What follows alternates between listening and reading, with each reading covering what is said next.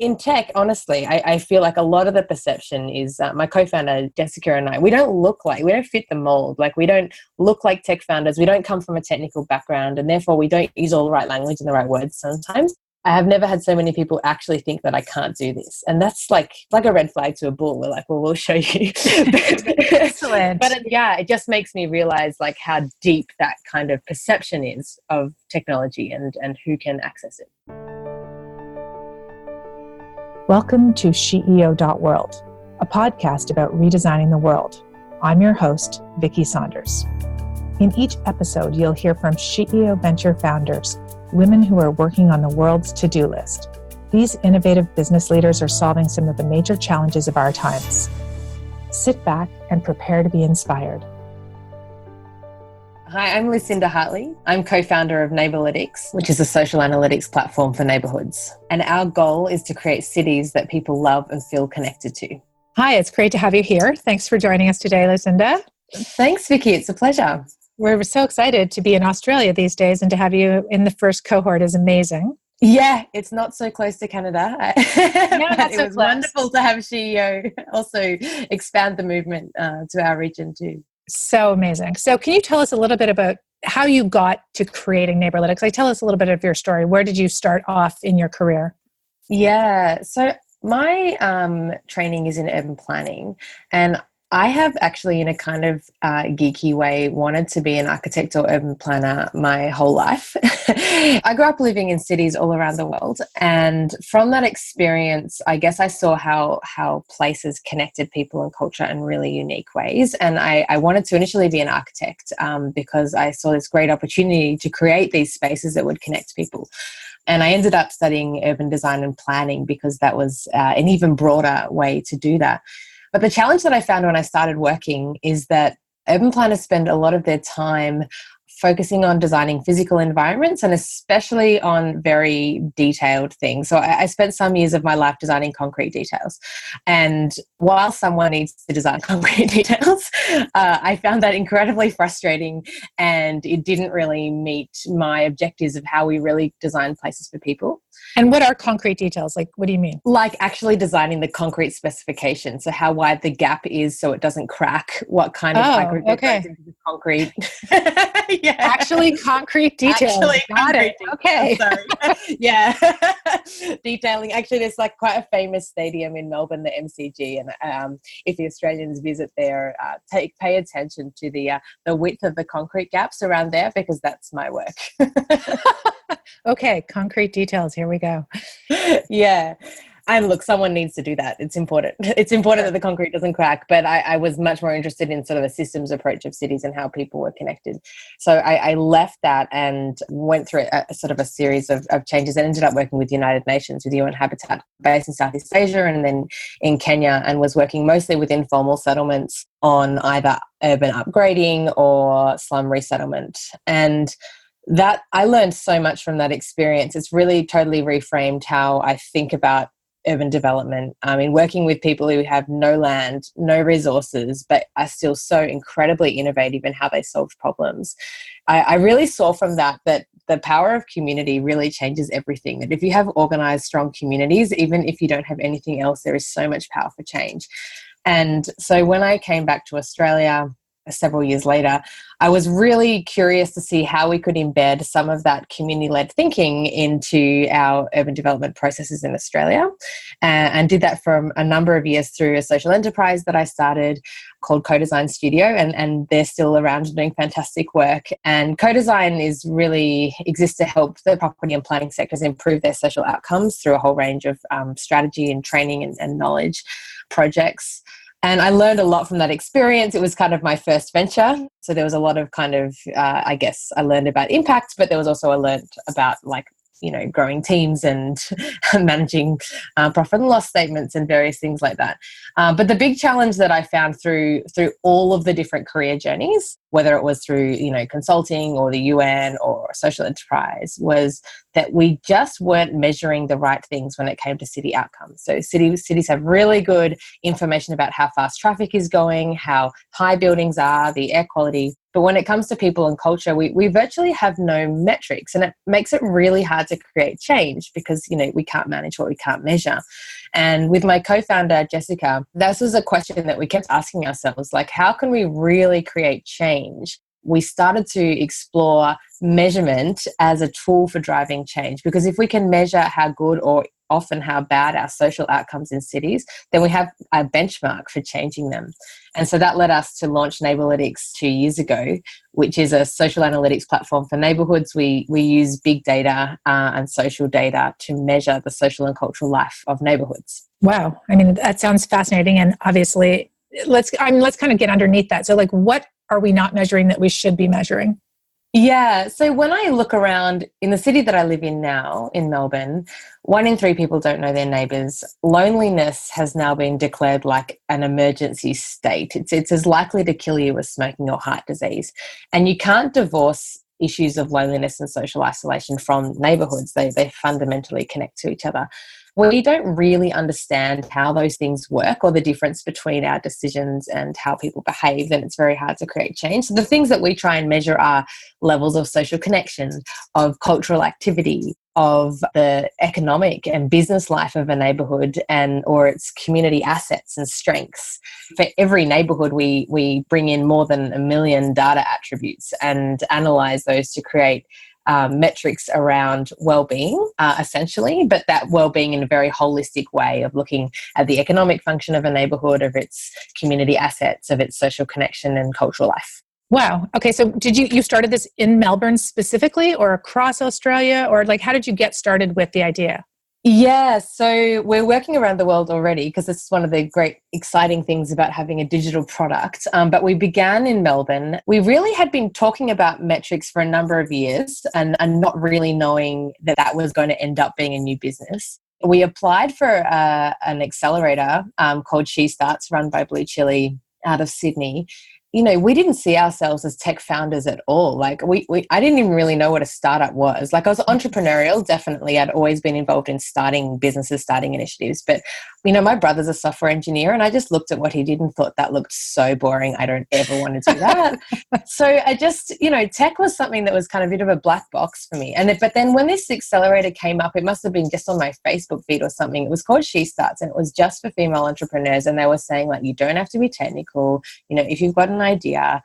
And you know what? We just put in an application and then like completely unexpectedly from like more than 400 applications, we were in the shortlist and we're like, okay, if we're ever going to do it, it's now. Just gave us confidence that we could do this and also connected us with some technical support to get going. So we had the idea was there. We sort of had a hunch that we would be able to, if we think about our entire lives are digital now. So everywhere we go, we're leaving digital footprints about the places we go and what we value through our social media accounts and smartphones. And we knew about this data that was there, but we needed some sort of structuring in our thinking to look at how we would harness that data to create meaningful insights for the property and planning sector. Wow. Okay. So you got started. And I mean, what are you starting to notice with your 1 million data points for neighborhoods is wild. Like part of the challenge is we have all this data, but like, how do you create a story out of that? How do you understand the insights that are part of that? What are the indicators for well-being in communities? Like take us on a bit of a journey with that. Yeah, absolutely. And that is one of the challenges. Like the volume of data these days isn't the problem, but creating meaningful insights is the real challenge. What we've been looking at over the past year, at the end of the accelerator, we brought on a head of analytics, a brilliant female data scientist who's written all our algorithms. We've been using that product. We're now operational in 10 countries. It's growing really quickly. And so what we're able to learn from this data is just really interesting insights. It's like putting an X-ray on your neighborhood and seeing it in a way that you didn't see it before. So in some ways, it confirms what we knew about some things, like active places, like public spaces that have a lot of activity and events going on, also have stronger economies around that area. And urban planning theory would talk to that, but it's really great to see the evidence of that. But then there are other things that are really surprising, like we find in a lot of neighbourhoods where, particularly new neighbourhoods, greenfield areas, they look like vacant or underutilized to drive around. You don't see any people. But behind closed doors is this incredible network of home businesses. There's like startups and Etsy stores and other things. And some of the developers we've been working with there were really surprised by this, because there's kinds of initiatives that they were programming or building in their early neighborhoods were very much like parents groups and playgrounds and children's facilities. And I guess this assumption that there was a lot of young families living there. And that's true, but this has highlighted that they're also entrepreneurs and business owners, and they're now putting a lot of time and investment into running business meetups, building co-working spaces, and really changing the way that they facilitate those community connections with the better information. And the next sort of stage for us is really, now that we've established, I guess, quite a large database of insights, actually calibrating this data set to be a rating tool. Because what's missing in this sector, because we've never been able to measure like social connection and wellbeing at scale before in any kind of consistent way, there isn't a benchmark. There's no ruler to know like what good and bad looks like. And so we're actually starting to now calibrate and test this data so that we can see, well, these are the indicators that drive good outcomes, and these are the ones that you got to watch if you may be trending into a dangerous area. That's a really exciting process, and we're able to calibrate that across Australia initially, but also use some of our global data sets as well. Are the indicators driving the same outcomes in all the same places, or do you see different cultural sort of it's so different. I mean, we had to continue some work in Nairobi recently. The interesting thing there is we gathered more data from Nairobi than any other project that we have gathered to date. Like, it had 3 times more data than Singapore's Chinatown. Like, it's just off the charts busy. Everything is mobile there. Every street hawker, everyone has a Facebook account, a business account. Like, there's just so much data. But we noticed sort of new trends there. We looked at sort of the central city. We also looked at some informal settlements and some other kind of, university areas. And the central city was incredibly dense, and they were just, well, I guess they were just, we had to recalibrate the categories that we analyzed the data, because there were things like extraordinary numbers of DJs and like other kinds of, like, we don't have a business category for DJs normally because there's not that many. But yeah, and then we're able to look at things like informal business activity, not just in informal settlements. So we noticed that in cities like Australia too, with home-based businesses, but like where's the informal economy and the informal services happening. And then I guess the lens that we were particularly looking for in Nairobi, but one that's applicable around the world, is trying to get better metrics for public spaces. Usually public spaces are measured by how many meters square do you have. Okay, it's good that you have it, but I mean, a bad public space, an unsafe public space, is going to be a massive detraction for your neighborhood, not an asset. So we're looking at ways of measuring perception of safety, particularly an activity, from social data. And that's a particular issue in Nairobi, where there's more safety concerns perhaps in public spaces, but it's an issue globally. Let's talk about gender for a second, because I wonder about this. As a man is walking down the street in Nairobi into a public space versus a woman, are you tracking gender differences in cities and how we need to think about that? Because most of the people that are at the table that have been designing a lot of these models have not been us. So how does that start to influence things? Yeah. So unfortunately at this stage, because the way that we aggregate the data to anonymize it, we aren't able to look at gender disaggregation right now. But what we do know is that when public spaces exhibit certain kinds of activities and behaviour, then they're more likely to be inclusive for women. And a big challenge with many, many sectors, but urban planning also, is a lot of the decisions historically have not been made by an inclusive group of people, particularly not by women. Even in cities like Melbourne, which has a reputation of being one of the most livable cities in the world, 1/3 of women don't feel safe in public space, which is just an extraordinary, like, you just can't believe how that's even possible. Is that like kind of a normal stat, or is Melbourne off the charts for that? Well, Melbourne's off the charts in sort of general livability. Like, it's always top of the list, the global list in places to live. But in terms of safety, it's actually very safe, but perception of safety is very low. And that's the challenge, because people often measure safety by like crime statistics, but crime only speaks to when an incident was reported. Right. And what we know with a lot of particularly gender-based violence and other perception of safety in particular, and how if you feel unsafe, you're not going to fully participate in public life, because you're not going to walk that way, you're not going to go to that thing, you're not going to engage in that way. It's a really, really big issue. So while we can't disaggregate our data by gender, we can look at proxies for what would make places safe by looking at the types of business activity, the types of activities that are going on, the events, the diversity of cultural life. picked up in the different types of events that occur, for example. So, but presumably if you're pulling in all these data points from both genders, now that's included in the data. So it's likely to be more inclusive, whether or not, women feel this way or men feel this way, at least both are being asked. Absolutely, yeah. And I think the interesting thing about observational data rather than survey data is that you also get around other kind of language biases and things like that, because we're just looking at lat-long data points, not posted in English or others, which is often a barrier for surveying, for example. You're just looking at the behaviour. Wow. Okay, so dream state 5 years from now, what has your technology, because you are a technology company, right? Yeah. What is your technology enabled? Yeah. What do you hope this is going to help us figure out? One is the knowledge, because you can't change how cities work unless you really know how they work. And so we're building an understanding of how they work. But the big game changer for us is at scale, this has enormous implications for policy and private sector decision making. So currently we work very closely with the private property sector, and we're already seeing on a smaller scale, decisions being made differently because of this data. We're going to build a co-working space instead of this kind of community facility, or we're going to invest in business meetups rather than parents groups because of this kind of data. It's really exciting stuff. But at scale, this has the ability to actually set a new benchmark for how we measure city performance, that we're no longer relying on air quality and traffic as our benchmark for success, that we're actually measuring things like social connection and cultural life as our measure. And we have some very real opportunities to do that. So, part of this project, this pilot in Nairobi, was that we're talking to UN Habitat and how we can embed this data as one of the measurement tools for SDG 11, which is on cities and public spaces. So we have that kind of opportunity, or working on projects in Australia which are around measuring well-being as the primary framework for how we think about smart cities investment. We have some very big opportunities, I guess, from a decision-making and policy perspective of how we can really drive systemic change. That's amazing. And so, one of the things we talk about a lot at SheEO is the sort of relationship versus the transaction, and really understanding that, the connective tissue in communities comes from these embedded relationships, which in many ways are there's just not a lot of transparency around them. Even what you said, I just love this sort of X-ray on top of your community. Yeah. This is a fantastic not a metaphor, but the image of it is amazing, because what's really happening?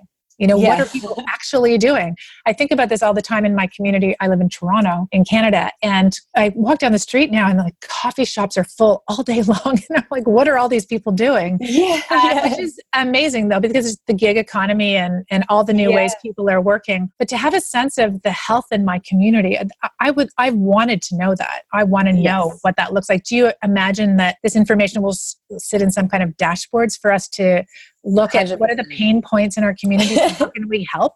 I would love to do that. I would like to use my energy to create more connective tissue in my community, but I have no idea where to start. Yes. And that's a really common question. People don't even have a way of accessing. I'd like to get, I'd like to get more involved in my neighborhood, but what's even going on? How do I even find out? So absolutely. That is our objective, that at least at a broader level, we will be able to make the data publicly available. We will be able to integrate it with a whole lot of other platforms and make it really visible for people. Right now, just because we're just under 2 years old, we're focusing on more proprietary products for the property sector. But our end game is a much more open model. The concept of space and place is really very important, right? Especially when we think of economic development. And so I wonder, chicken or the egg kind of on this one. Part of it is what wants to emerge, or what is emerging, or what is true right now. And if we want to shift things, are you seeing people do transformational work in communities based on the data, or is it still early?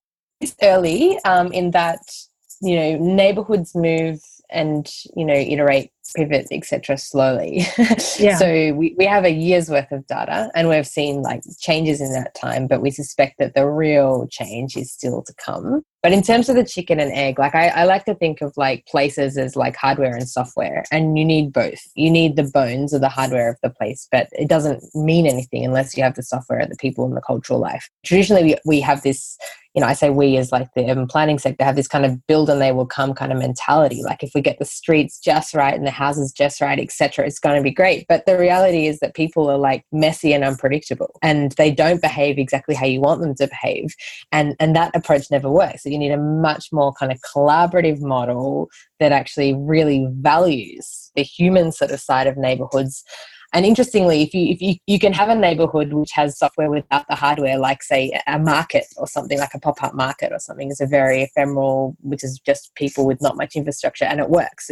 But if you have just the hardware side and not the software side, it doesn't work. You just have like a really isolated kind of concrete jungle. So we're really looking at ways that we can, I guess, strengthen community voices by highlighting who and how people are behaving in neighborhoods. We're also challenging how people think about perception, because typically any understanding of social life is done by surveying, but that tends to be quite a limited point of view, and people also respond in surveys often not particularly accurately. Right. Like, how often do you go to the gym? Oh, well, every day. But like my location data will show like a different story. So we actually pick up much more accurate kind of behavioral patterns than things like surveys, which can then drive better outcomes. Yeah. So when you were getting started with this, I mean, I remember you saying to me when we were talking in Australia that you were sitting in these meetings with urban planners who were looking at data, and you're like, there's got to be more to this, right? Like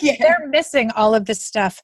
When you said that this is what you wanted to start, what kind of feedback did you get from your peers? Are you on the trend or, It depends who. So initially people sort of went, that's an interesting idea, but, in the sense that you think that they're thinking, I don't think that's going to work. Like, you're going to use social media to measure cities. It's going to be a total game changer. Like, it's going to influence policy and everything. And people are like, yeah, okay, nice.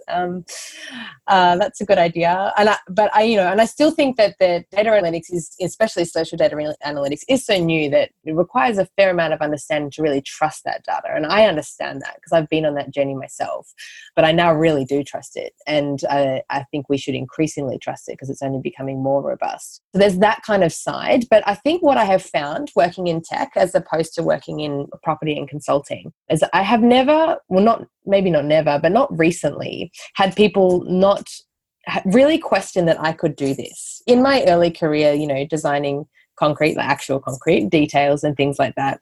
I mean, yes, I faced gender barriers being in a very male-dominant workplace, but I never felt that no one handed me a task thinking, I don't think she can do this.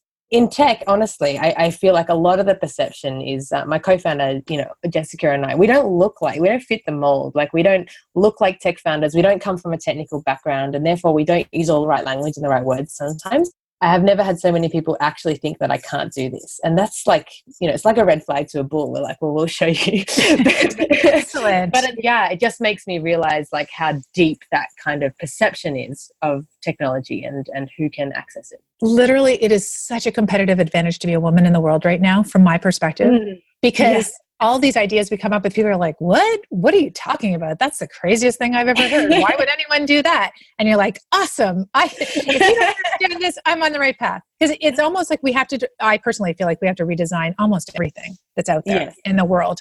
And so you coming in with this lens, with whatever your point of view is on it, saying we're missing this whole other part of humanity that's like not part of this discussion, the relationships, the connections that exist in our communities, and using the social data to track that to create a more holistic picture as opposed to the very narrow world we've been in is a massive opportunity, right? How do you bolster yourself? How do you find your people?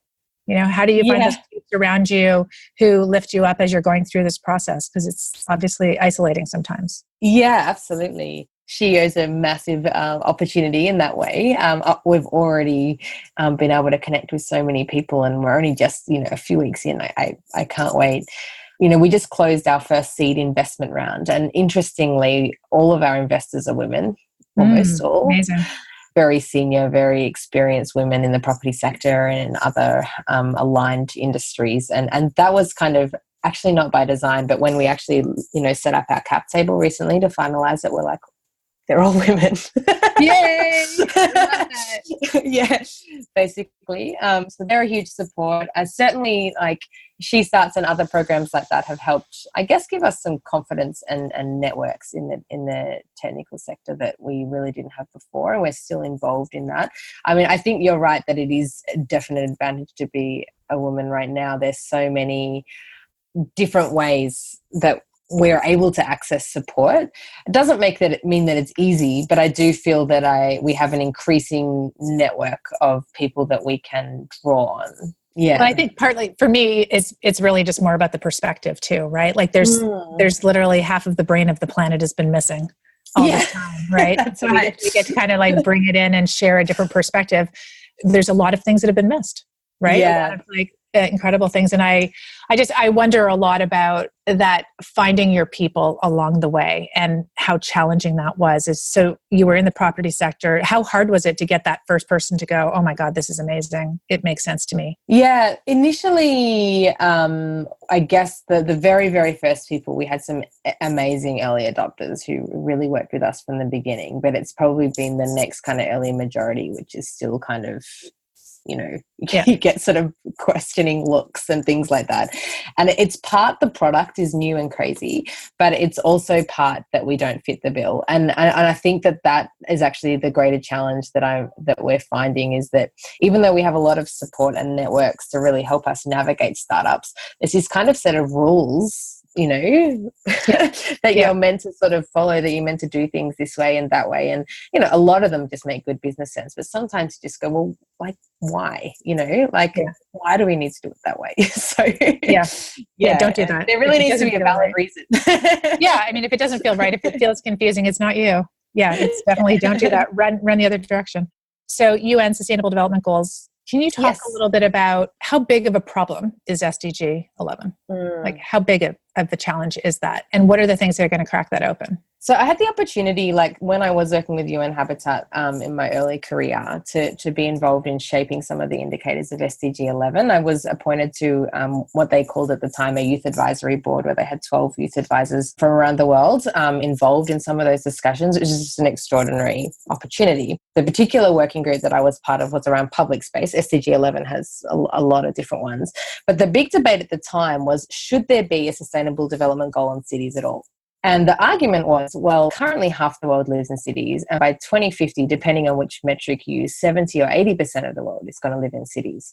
So if we don't really head on tackle cities, like, we're kind of missing all of humanity. Right. Yeah. And so fortunately, there is a goal on cities, and it has a whole lot of different indicators, from inclusion to infrastructure and collaboration and engagement, others. But I guess my interest has been in the one on public space. But yeah, I do see that SDG 11, because the majority of the world lives in cities, and many of our other issues are connected in some ways to our and when they say cities, it's human settlements, living environments in some way. It's so critical to get that right. Like it's one of your determinants of your life expectancy is your postcode, so right. You have this, you could have this kind of like disadvantage from birth just based on like your postcode where you're born. And so leveling that kind of playing field is something that we're really excited about. Yeah, I mean, that would just be incredible if you could look at, okay, so you're already behind 10 years in your lifespan by being born in this postal code, and therefore here are all the different indicators that we need to double down on or whatever to try and improve those over time. I mean, the implications from policymaking are very exciting, right? If you can actually figure that out. That's right. Yeah. And I think from a government perspective, a lot of our government clients are particularly interested to look at like indicators of vulnerability or health inequalities, and able to do that at scale with our data. So that's really exciting. We're just beginning those conversations. Very cool. And so can we just end on your why again? Like, why does this matter to you? Why do you get out of bed every single day and do whatever it takes to make this happen despite all the odds? Yeah, I believe that it's possible to solve this challenge. So at Neighbourlytics, we're creating cities that people love and feel connected to. We believe that that's like the fundamental, if you get that right, all of your other kind of life pieces of your life will be more likely to fall into place if you have good social relationships, if you have everything else. We are passionate about creating that. I get out of bed because I love that, and my whole life and career has been about cities. But I also fundamentally believe that it's possible to solve this. And I also believe that now is the time, because if we have this window of time between 50% of the world living in cities now and 80% by 2050, like that's this 30-year gap that we have to get it right. It's not that long. Our biggest risk is not scaling fast enough. It's sort of like getting to scale so that we can get ahead and make sure that all of that city that needs to be built in the next 30 years is built with like people in mind and people at the center. Beautiful. Well, thank you for everything you do. No, thank you. We're just absolutely thrilled to be supporting you. And thank you to the women of Australia who voted for you. Can't wait to see how you tackle this SDG and how you change cities for the better for all of us. Thank you. Yeah, no, thanks, Vicky. We couldn't be more thankful for SheEO and the Activator Network and everything. It's an extraordinary model, and we're thrilled to be part of it. Awesome. You're the best. Thank you. Thank you for listening to the SheEO.World podcast. If this conversation resonated with you, please share it with a friend and subscribe on your favorite podcast player. If you'd like more information about SheEO, please visit us at SheEO.World. That's SheEO.World.